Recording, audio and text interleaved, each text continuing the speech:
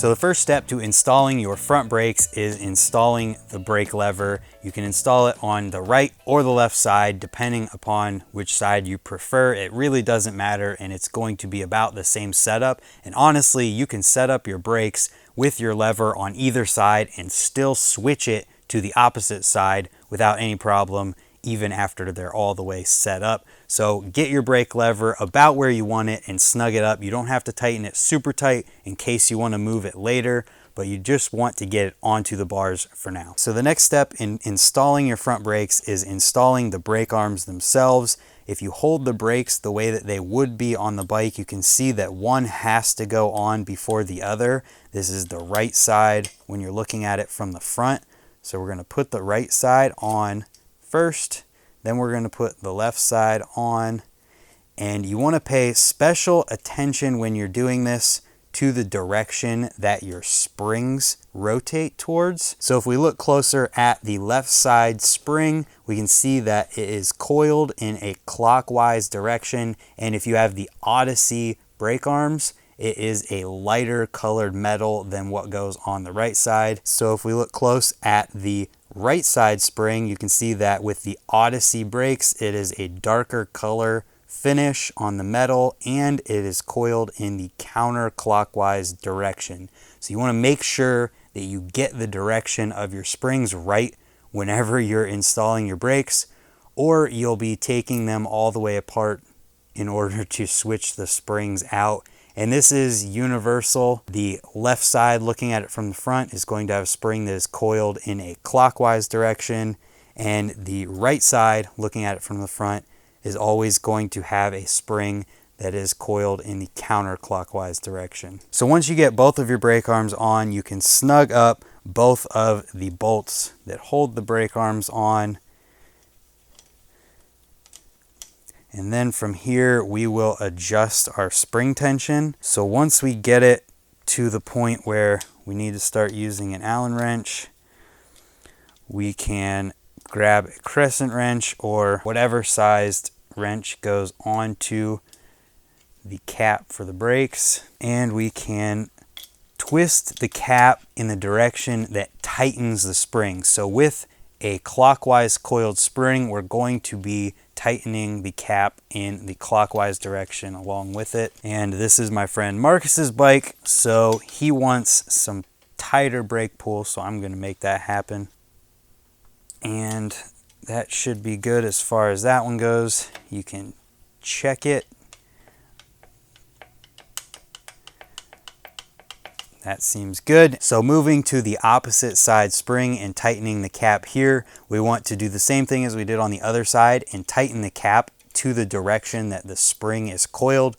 So on this side, being the right side, looking at the brakes from the front, we're going to tighten the cap in a counterclockwise direction to tighten the spring and push the pad away from the rim, and then we will tighten the bolt. And to check your brake spring tension, you can just act like you're pulling your brakes and push them together like this. So once you get your brake lever and brake arms installed on the bike, now it's time for your brake cable. So the first thing you're going to want to do here is take the end of the cable and run it through the fork. It's going to hit the tire and not want to go through. You just got to push a little bit harder and it will work. Run the cable all the way through up until the point where you can get it into the brake lever. Put the cable end into the lever and then line up the barrel adjuster so you can get the cable through it as well. And seat the cable into the brake lever. And now you're ready to move down to the bottom and adjust the length of the cable and get everything else put together. Once we get the brake lever and the brake arms installed onto the bike, the next step is to cut the cable housing to the length that you want it to be. So what we're going to do is make sure that the upper part of the cable where it goes into the brake lever has enough slack to your personal preference, and then we're going to wrap it as tight as we can around the fork And while we're doing this, we want to pay attention to the slack in the upper part of the cable, because oftentimes you will accidentally pull some through, and we did that. So we're going to put more slack into the top, and we're going to basically just get a measuring point of where we want to cut this cable at, keeping in mind that we're going to cut it pretty much right at this side of the brake arm. And another thing to keep in mind here too as well is that you can put the cable on either side of the fork and it's going to be about the same. So you can set it up on either side. Really doesn't matter. We just need to figure out where we're going to cut this cable. And I think right about here looks good. So we're going to get our cutters and we're going to cut our housing. But before we do that, we need to make sure that we take the inner out of this housing, because if we cut through this with the inner in it, we're going to cut through everything and then have to cut the housing that much shorter in order to compensate for how much inner we cut off that we shouldn't have. Once we figure out where we want to cut the cable, we get our cable cutters with the shout out to Park Tool, and then we cut our housing very easily because these cable cutters are amazing. Once the housing is cut, you're free to put the inner back into it and into the brake lever. And from here, if you're installing a new brake cable, oftentimes they come with a cap. If not, you can get one for extremely cheap at your local bike shop. What you're going to do here is just put the cap over your inner cable and slide it onto the housing. And you're going to take your cutters. These ones have a pinch point on them. If not, you can just use the cutting part and just be very gentle, and you just put some pressure on this housing so that it will stay on the cable. And now that that's tight, it should stay on, and we have protection for the end of the cable. And then you drop your cable cutters. And now at this point, we want to take a zip tie and put it around our fork and around our cable housing so that we can keep them as close as possible to the fork and out of the way of the tire. Once the zip tie is tight, you can take your cable cutters and cut the end slack off of it. And from here, we can take the front brake hardware that usually comes with your front brakes, depending upon which kind you get. These are Odyssey brakes. Odyssey brakes always come with this hardware. The first thing that you're going to put on is this barrel adjuster piece. Then after that, we're going to put on our NARP. Once you have the front brake hardware onto your cable, you can twist your cable around and get the barrel adjuster piece into the brake arm. This is going to take some force because of how much tension is on the cable. Then you can get your NARP into the other brake arm. And from here, we want to figure out where we should tighten the NARP at on the cable. And what we want to do is leave some space between the brake pads and the rim so that you have some room for adjustment. Realistically, just get the pads about where you think they should be away from the rim and then tighten up your NARP.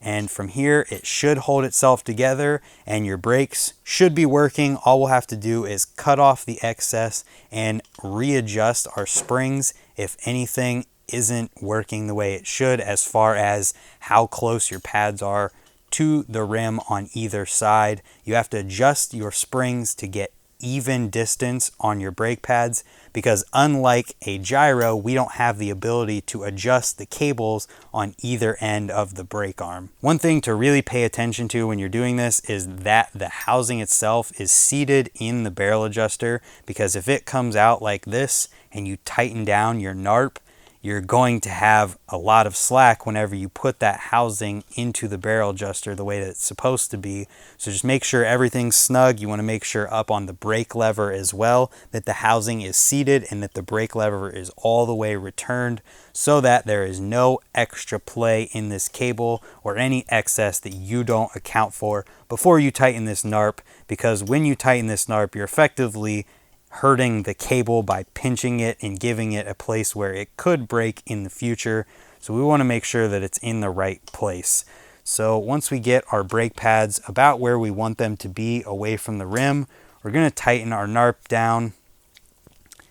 And from here, we should be able to pull the lever a couple times and see where the brakes are at. And as you can see here, this arm is not returning as quick as this arm is. So what that means is that this spring isn't tight enough. And another sign of that is that this brake pad is closer to the rim than this brake pad is. So we need to adjust our springs. And like I said, I have an entire video about adjusting your spring tension. It's exactly the same in the front and in the back. It's just the effects that the spring tension has are different in the front than they are in the back. We can just loosen this brake spring up, or this cap, with the Allen. It's going to completely return, but we're going to tighten it up. And we're going to give it a little bit more tension this time. And we're going to tighten it and check our brakes. And as you can see, they're returning a little bit more evenly now, but they're not completely perfect. And with this left side, because the spring is coiled clockwise and we're tightening the bolt clockwise, along with the cap, and everything is going clockwise, we can just tighten the cap down and it won't affect our bolt. So now, as you can see, the brakes are pulling a lot more evenly. We can go just a little bit further. And now the tension is extremely even. And really all we have to do from here is adjust our cable slack and get it exactly where we want it. Once the spring tension is the way we want it, our brakes feel the way we want them to, and the brake pad spacing is even according to spring tension, there's 2 places for adjustment on your front brakes where you can take out some of the pull that you have. First place is on this barrel adjuster here, and the second place is on the brake levers barrel adjuster. This one, we just pull the cable out a little bit, loosen our barrel adjuster, then tighten the nut against the piece that's in the brake arm, and then tighten the entire thing down so that it doesn't tighten itself. And from here, we can feel the effect that it has on the brakes.